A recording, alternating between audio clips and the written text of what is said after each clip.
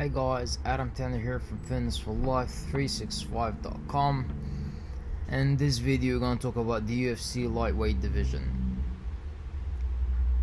So Eddie Alvarez came on. He's speaking about how Khabib is not the legitimate champion. Ferguson also threw a couple of words towards that, which is absolutely embarrassing. Especially speaking that, so Ferguson is saying that Khabib beat the 11th ranked guy to become the champion. I'm sorry, but that 11th ranked guy beat Kevin Lee, the guy who was ranked number 7. When you beat, so you can become the champion.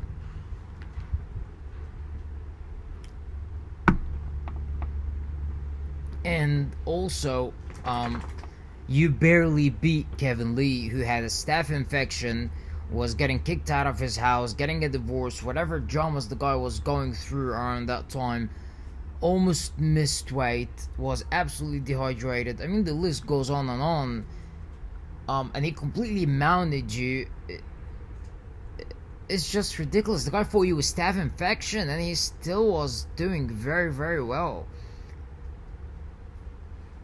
Khabib won every single round against Al Iaquinta. 2 of those rounds were 10-8 rounds. That's the biggest gap in the history of any UFC championship fight. Period. Now, at least Tony Ferguson has reason to talk. The guy was the interim champion and he got stripped. And it sucks. But what's the problem with Eddie? Now, I'm gonna address the point that how Khabib beat number 11 guy. First of all, Khabib was offered Eddie Alvarez. The UFC first called Eddie Alvarez. So this is how it was supposed to be. It was supposed to be Khabib versus Ferguson, and no one can argue that this is the fight to make. Ferguson got injured. They called Max Holloway, and we're talking about hours before the fight. He doesn't make weight. No one doubted that Ferguson is a tough fight or he will be a legitimate champion. No one doubted the fact that Max Holloway, the winner, will be the legitimate champion. Now, I want to understand why Al Iaquinta does not count as legitimate. When we look at the lightweight division, we know that McGregor is out. Ferguson is out. Number 3 ranked at the top. The third option was Eddie Alvarez. The UFC called him, but he was too fat. Now, ranked after these guys is Dustin Poirier, Kevin Lee, Edson Barboza, and Justin Gaethje. Right? That's up to number 7. All these 4 guys had a main event fight in 2 weeks to 3 weeks after that. Dustin Poirier was one of the people that contacted the UFC and said, I can make weight, I will take the fight. The UFC said no, and it wasn't a day before. That was before they picked Max Holloway. He called the UFC and he asked for the fight, and they actually declined because they said we can't cancel a whole card. It will cost us more damage than it will benefit us. So this is why all these 4 guys could not have fought. McGregor's not fighting, so he needs to be stripped. So who we go to now? Number 8 ranked guy, which is Nate Diaz. Nate did not fight in 2 years, and he has no interest to fight, and there's no way he could have made the weight. Now, number 9, Michael Chiesa. Should I say more? Maybe people forgot. Conor McGregor injured him. He was supposed to fight, was it Paul Felder? No, Paul Felder was supposed to fight Iaquinta. He was supposed to fight Anthony Pettis.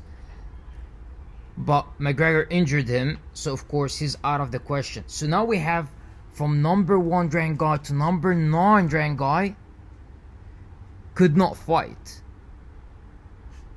Al Iaquinta was the highest ranked guy available at the time.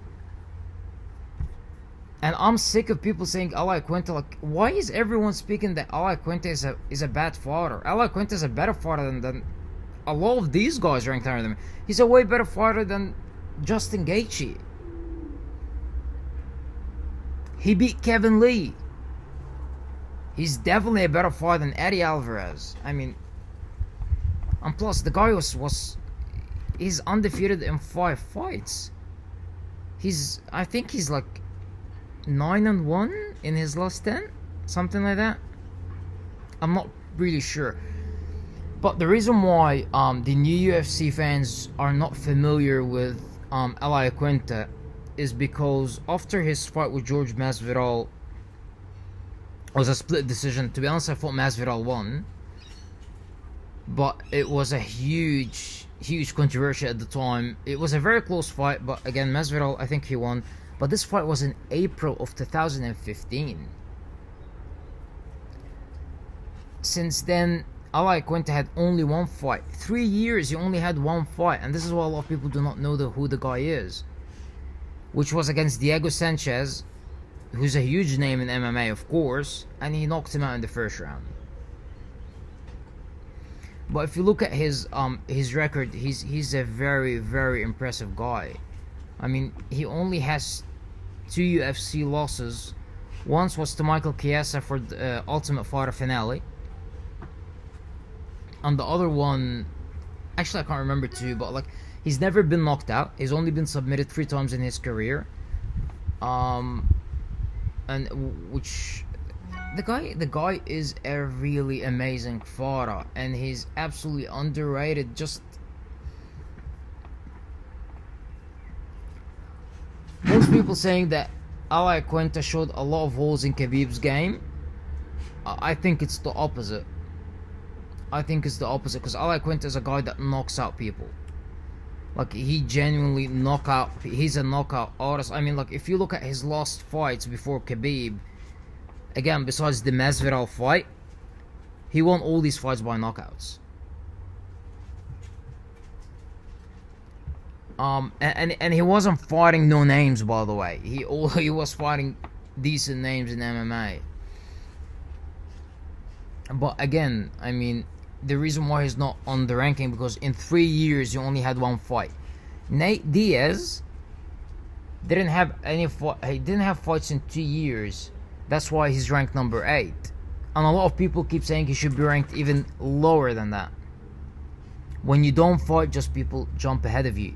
You're talking about 3 years, one fight. He would have been top 5 if he was not out for these 3 years. I genuinely think Eddie Alvarez and Ferguson are jealous because Khabib has the title, and Eddie Alvarez keeps saying he can beat Khabib. Genuinely, Eddie is just on a different planet. He also had so much confidence that he has the style to beat Conor McGregor, and we've all seen how this ended. He can't beat him. I don't think he can shot. Kevin Lee actually has a good point. Kevin Lee will be a strong matchup for Khabib. Again, I don't think his wrestling would do anything to Khabib, but he's a solid matchup. McGregor is a solid matchup. Ferguson, if we're gonna compare to Eddie Alvarez, is a solid matchup. I don't think he can compete with Khabib, but, you know, I really want to see Khabib versus Conor, and I know they're talking about making this fight. Would it materialize or not? You know, you never know. But I think what happened is really good to make this, like, what Conor did, kind of, he doesn't have too much leverage there. So he might be able to take a pay cut, or you never know. But you have Kavanaugh just spoke out and he said he's looking at their options, that Conor is back in the gym and he's training and he looks amazing, which is a good thing to know. He's looking at fighting a fight with Nate, which doesn't make any sense to me, Khabib, or Floyd Mayweather.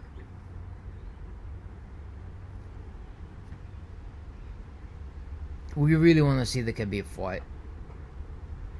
If we saw the Khabib fight, I mean, the Nate fight would happen, and no one can say anything. If Conor beats Khabib, and he wants to fight Nate in his first title defense, no one can say a word about it.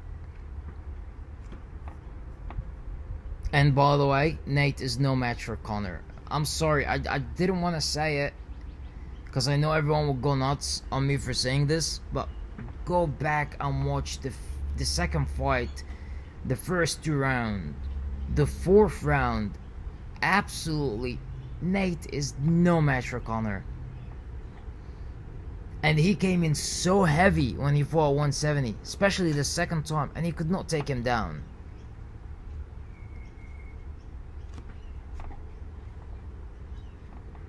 We'll see, but yeah.